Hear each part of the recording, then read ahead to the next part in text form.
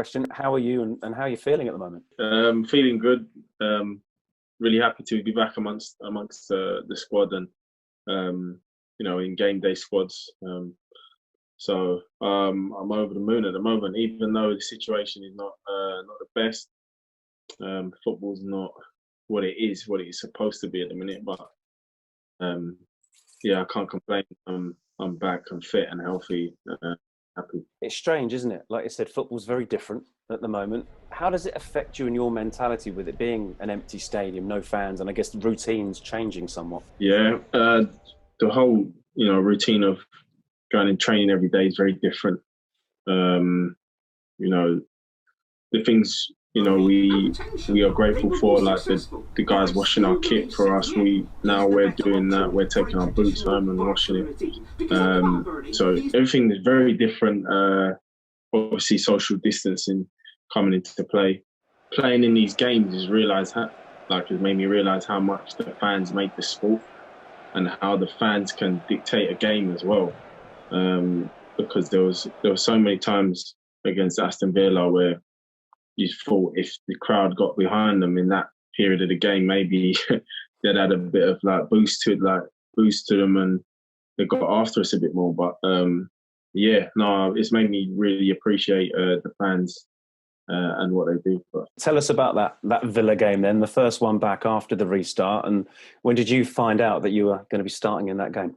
Just the day before. The gaffer gave the team the day before, and I was really excited. And I kind of went home and kind of reminisced how long I've been out and what I've been doing to get back to this point over the past 13 months. So I was really happy, really over the moon, and obviously getting to start at Villa, fantastic. I didn't play the best. I didn't impact the game how I wanted to, but I said to myself, I've been out so long.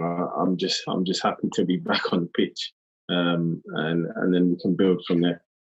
We'll come on to the mental side of things in a minute, Ruben. But I guess when you are back for the first time, like you said, in 13 months, is that their aspect in the back of your mind, thinking, how much do I go? Do I give 100%? Is there any sort of concern there at the time? For me, the concerns over my injury is completely gone. I feel completely strong and strong in my body, strong in my ankle, calf, and mentally as well. So that doesn't affect me on the pitch. In terms of my injury, that I would happily go and fly into a tackle. Interesting you talk about that, throwing yourself into tackles and things. It's something we've seen in training. We've watched a lot of it on the Fifth Stand and on the social channels as well. Yeah. You seem 100% committed, and it's something we've not been able to see in what feels like a long, long time. And as I said, it doesn't go through my mind anymore. That kind of mental state was when I was coming back for the first 4 or 5 training sessions where you'd get a kick on it or a little nick and you'd be worried about it. You'd be, I don't know, I don't want to go in too hard there, or I don't want to get involved. But now it's just fully 100%. I'm not worried because I've had those kicks on it. I've had those knocks, and it's strong, and so I have no problems at all with that. It's incredible to think it was 13 months ago. I'm sure you, like I do, remember it like it was yesterday. Do you remember the conversation we had before the game in Boston? Yeah. I had to be on my way because I was on the bench to get ready, sit down for the game. And you said, "Good luck and just don't get injured." So I'm glad you can laugh about it now. I'm pleased you can talk to me at all. Incredible. And I think the next time I saw you was on the plane and you had your foot in the boot, and it was incredible. Painkillers. A word on the medical team, because a lot of what they do goes obviously behind the scenes. Tell us about how important they were. I mean, not just with the physical rehabilitation, but also with the motivational side of things as well. And all of them were great. And I mentioned John Fern the most because I probably spent every day with John Fern. And it's very difficult as well trying to explain how your Achilles is feeling to the physio for them to know what to do, because there was some days where I couldn't really quite explain what I was feeling, and they have to make the decision whether to step up or to kind of take it back a bit or just keep doing what we're doing. So, and it was mine obviously was a difficult one. There was some stuff at the time it liked, but then the day after it just kicked up a fuss and gave me a bit of pain. So